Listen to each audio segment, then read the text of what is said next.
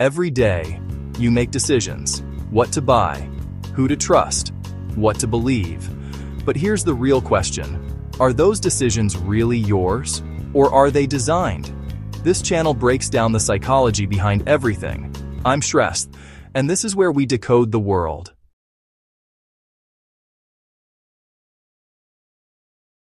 Have you ever just stopped and thought about how strange we are? I mean, we humans have built these incredible, breathtaking cities. We've created art and music that can literally move you to tears. We've even sent robots to other planets. We are amazing creators. And yet, we're also the species that starts devastating wars, pollutes our own planet, and sometimes we even hurt ourselves. It's this huge puzzle, right? So let's try and figure this out together. So that brings up a really big question. What is going on here? Is there some dark, hidden part of us that actually enjoys destruction? Or is there something much deeper, something buried in our minds and our history that explains all this? That's the core question we're going to dig into today, using some really powerful ideas from science and psychology. Chapter 1: The Surprising Truth About Destruction. Okay, here's the first big idea, and it might actually surprise you. What if I told you that deep down, most people don't really want to destroy things at all? A psychologist named Erich Fromm had this fascinating insight that kind of flips the whole problem on its head. So here it is, the key idea. When people act destructively, it's usually not because that's their goal. It's more like an explosion of feelings they can't handle. Just imagine you're feeling really, really hurt inside, like an unbearable amount of pain. For some people, destruction becomes a way to just let all that pressure out. It's a reaction, not the real thing they're after. And what's so interesting here is how normal these feelings are. Think about it. Have you ever seen a little kid who's feeling ignored or really sad? What do they do sometimes? They might break their favorite toy. Now, it's not because they suddenly hate the toy. It's because they have these giant, painful feelings inside and just don't know what to do with them. Well, guess what? Adults aren't all that different. When we feel powerless or scared or lonely for too long, that bottled up energy can burst out as destruction. Chapter 2: Our brain's ancient toolkit. Okay, so if destruction is often a reaction to pain, then where does that destructive impulse even come from? To get that, we need to look at some older ideas about the human mind, including one very famous and honestly pretty dark theory. The famous thinker Sigmund Freud had this really shocking idea he called the death instinct. Imagine you have two big, powerful forces inside you. One, which he called Eros, is all about life, love, and building things. But he believed there's this other force, Thanatos, that's always pushing us towards destruction and chaos. Now, most scientists today don't really think it works like that, but it was a huge idea because it forced everyone to ask that really important question: why does this dark side of us keep showing up? For a more scientific answer, let's hop in a time machine and travel way, way back. Early humans lived in a super dangerous world.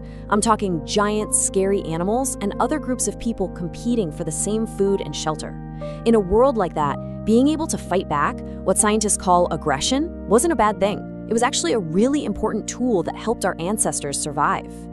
And, not all aggression is the same. There's what you might call hot aggression. It's emotional and sudden, like a flash of fire. Someone insults you and you immediately yell back without even thinking. Interestingly, we've actually gotten a lot better as a species at controlling this kind. But then there's cold aggression. This is the planned, organized kind. It's not about a sudden burst of anger. It's more like a careful game of chess, like what you see in wars. And this is the kind that humans, unfortunately, are incredibly good at. Now, here's where it gets really tricky. Our brains can sometimes play a little trick on us. When we do something aggressive, our brain can release a chemical called dopamine. This is the exact same reward chemical you get from eating a delicious dessert or winning a video game. It creates this brief feeling of power or satisfaction, which is why getting revenge can feel good for a moment, even if it causes much bigger problems down the road. Chapter 3: How Pain Can Cause Harm. So up to now, we've mostly been talking about destruction that's pointed at the outside world. But what happens when all that pain, all that destructive energy, gets turned inward, at ourselves? This is what we call self-destructive behavior.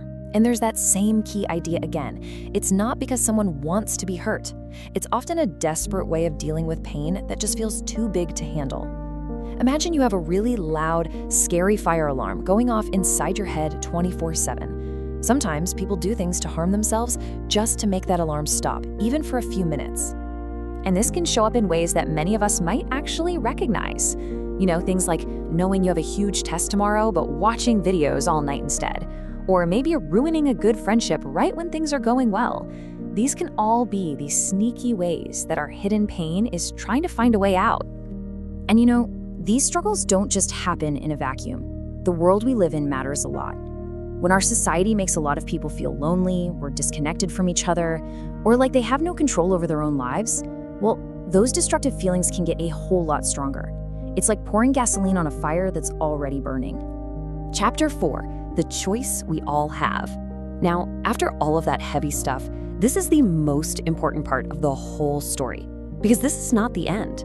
We are not just doomed to be destroyers, not at all. Because for every single destructive force inside of us, there is an equally powerful, creative one right alongside it. For fear, there is compassion. To balance those ancient survival instincts, we have this incredible ability to cooperate with each other. And to heal our pain, we have a bottomless capacity for love and creativity.